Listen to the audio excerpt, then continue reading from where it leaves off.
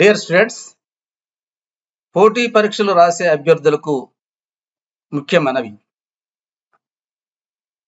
నా పేరు అనంతారపు కృష్ణయ్య.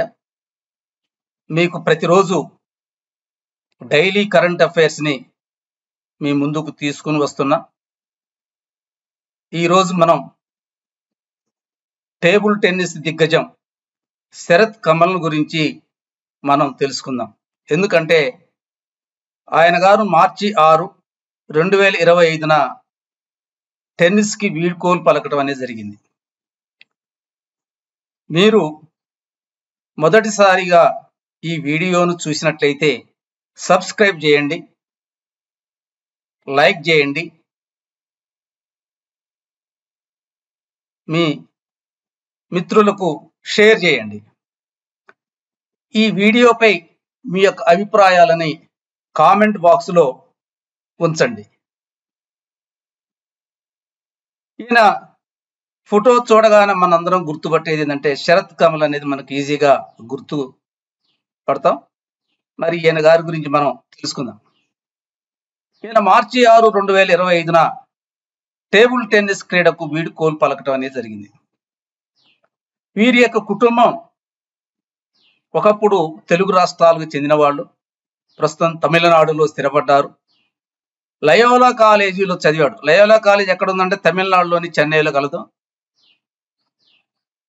చదివిన తర్వాత ప్రస్తుతం ఆయన ఇండియన్ ఆయిల్ కార్పొరేషన్లో ఆఫీసర్ క్యాడర్లో ఉద్యోగిగా పనిచేస్తున్నాడు. భారత అగ్రశ్రేణి ఆటగాడు శరత్ కమల్ తన 22 ఏళ్ల సుదీర్ఘ ప్రస్థానానికి ముగింపు పలకాలని మార్చి 6, 2025న నిర్ణయించుకున్నాడు. కానీ వెంటనే టెన్నిస్ క్రీడ నుంచి నిష్క్రమించలే. శరత్ కమల్ తన చివరిసారిగా మార్చి 25, 30 వరకు చెన్నైలో జరిగే ప్రపంచ టేబుల్ టెన్నిస్ స్టార్ కంటెండర్ టోర్నీతో తన 42 ఏళ్ల శరత్ వీడ్కోలు పలుకుతున్నాడు. శరత్ కమల్ టేబుల్ టెన్నిస్లో 10 సార్లు జాతీయ ఛాంపియన్గా నిలిచిన ఒకే ఒక ఆటగాడు శరత్ కమల్. గతంలో కమలేష్ మెహతా పేరిట ఉన్న 8 టైటిళ్ల రికార్డుని శరత్ కమల్ తుడిచిపెట్టడం జరిగింది. శరత్ కమల్ 5 సార్లు ఒలింపిక్స్ లో ప్రాతినిధ్యం వహించాడు. కామన్వెల్త్ క్రీడల్లో పాల్గొని 7 స్వర్ణాలు, 3 రజతాలు, 3 కాంస్య పతకాలను సాధించడం అనేది జరిగింది. ఇక్కడ మనం గుర్తుపెట్టుకోవాల్సింది ఏంటంటే శరత్ కమల్ ఒలింపిక్స్ లో, కామన్వెల్త్ క్రీడల్లో, ఏషియన్ గేమ్స్ లో పాల్గొన్న కేవలం కామన్వెల్త్ క్రీడల్లో మాత్రమే స్వర్ణ పతకాలను సాధించాడని తెలియజేయడం జరుగుతుంది. శరత్ కమల్ 2004లో అర్జున్ అవార్డును గెలుచుకున్నాడు. అర్జున్ అవార్డు దేనికి ఇస్తారంటే జాతీయ క్రీడల్లో అత్యుత్తమ ప్రతిభను కనబరిచినందుకు అర్జున్ అవార్డును అందజేస్తారు. ఈ అర్జున్ అవార్డును 1961లో ఏర్పాటు చేయడం జరిగింది. అర్జున్ అవార్డుని ప్రదానం చేసిన వాళ్ళకి 15,000 రూపాయల నగదు బహుమతిని కూడా అందజేయటం జరుగుతుంది. 2019లో దేశంలో 4వ అత్యున్నత పురస్కారం పద్మశ్రీని కూడా అందుకోవటం జరిగింది. ఈ పద్మ పురస్కారాలని భారతదేశంలో 1954 జనవరి 2న ఏర్పాటు చేయడం జరిగింది.